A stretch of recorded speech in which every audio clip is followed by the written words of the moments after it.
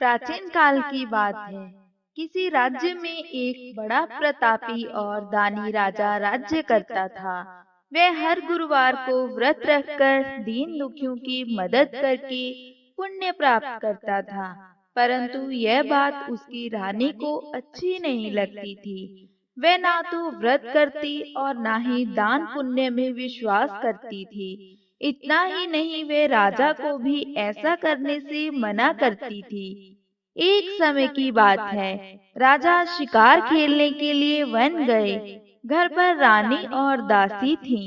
उस समय गुरु बृहस्पति देव साधु का रूप धारण करके राजा के दरवाजे पर भिक्षा मांगने आए।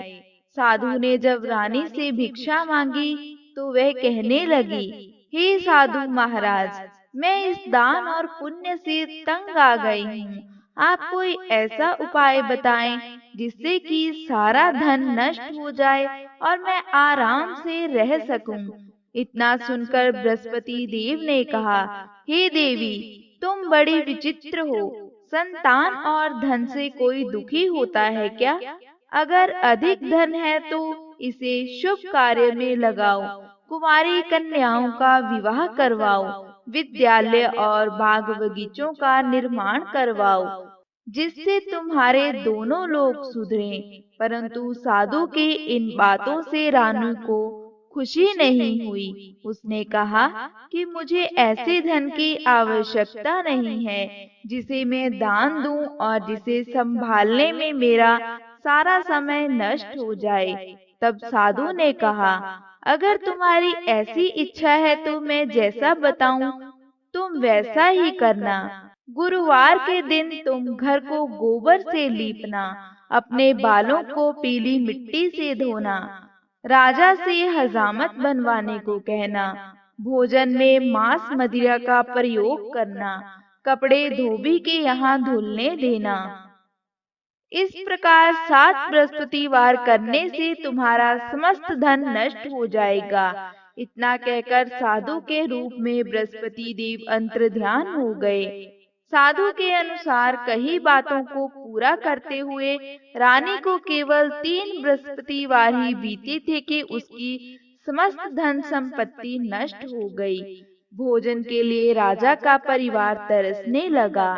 तब एक दिन राजा ने रानी से बोला कि हे रानी, तुम यहीं रहो, मैं दूसरे देश को जाता हूँ, क्योंकि यहाँ पर सभी लोग मुझे जानते हैं, इसीलिए मैं कोई छोटा कार्य नहीं कर सकता। ऐसा कहकर राजा दूसरे देश चला गया।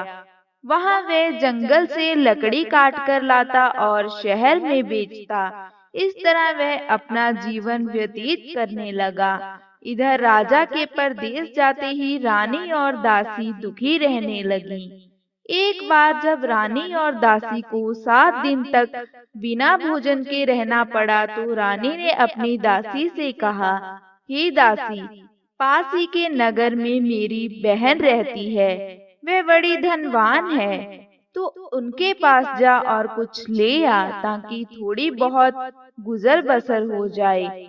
दासी रानी की बहन के पास गई।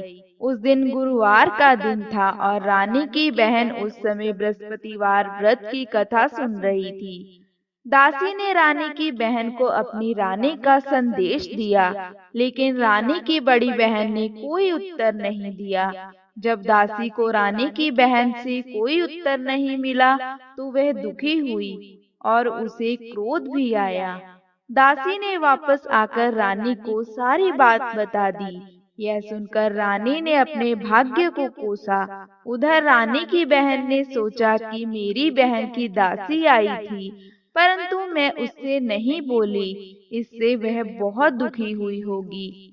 कथा सुनकर और पूजा समाप्त करके वह अपनी बहन के घर आई और कहने लगी, हे बहन, मैं बृहस्पतिवार का व्रत कर रही थी। तुम्हारी दासी मेरे घर आई थी, परंतु जब तक कथा होती है तब तक ना तो उठते हैं और ना ही बोलते हैं, इसीलिए मैं नहीं बोली। बताओ दासी क्यों आई थी?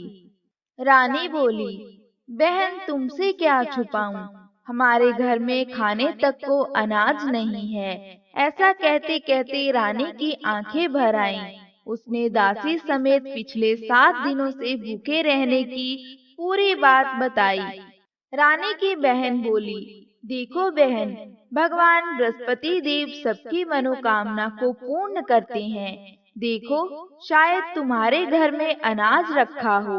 पहले तो रानी को विश्वास नहीं हुआ, पर बहन के आग्रह करने पर उसने अपनी दासी को अंदर भेजा तो उसे सचमुच अनाज से भरा एक घड़ा मिल गया।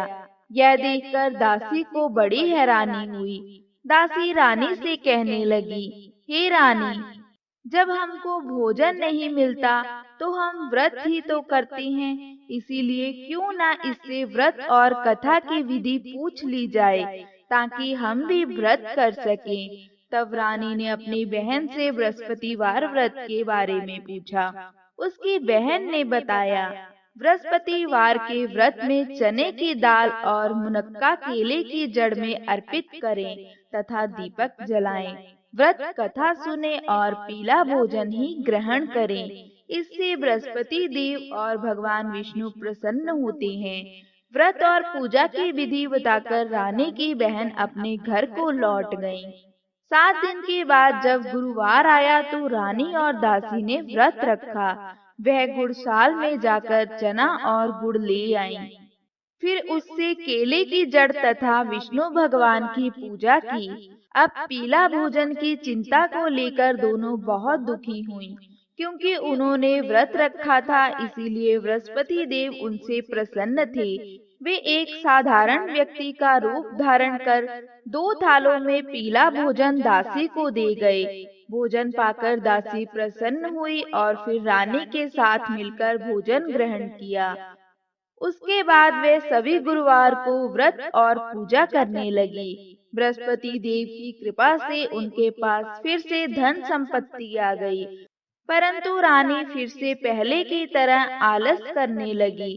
तब दासी बोली, देखो रानी, तुम पहले भी इस प्रकार आलस करती थी। तुम्हें धन रखने में कष्ट होता था, इस कारण सभी धन नष्ट हो गया, और अब जब देव बृहस्पति की कृपा से धन मिला है तो तुम्हें फिर से आलस होने लगा है। रानी को समझाते हुए दासी कहती है कि बड़ी मुसीबतों के बाद हमने यह धन पाया है, इसीलिए हमें दान पुण्य करना चाहिए, भूखों को भोजन करवाना चाहिए और धन को शुभ कार्यों में खर्च करना चाहिए। इससे तुम्हारे कुल का यश बढ़ेगा, स्वर्ग की प्राप्ति होगी और पितृ प्रसन्न होंगे। दासी की बात मानकर रानी अपना धन शुभ कार्यों में खर्च करने लगी। इससे पूरे नगर में उसका यश बढ़ने लगा। हे देव गुरु बृहस्पति, जैसी कृपा आपने एक रानी पर की वैसी सब पर करना।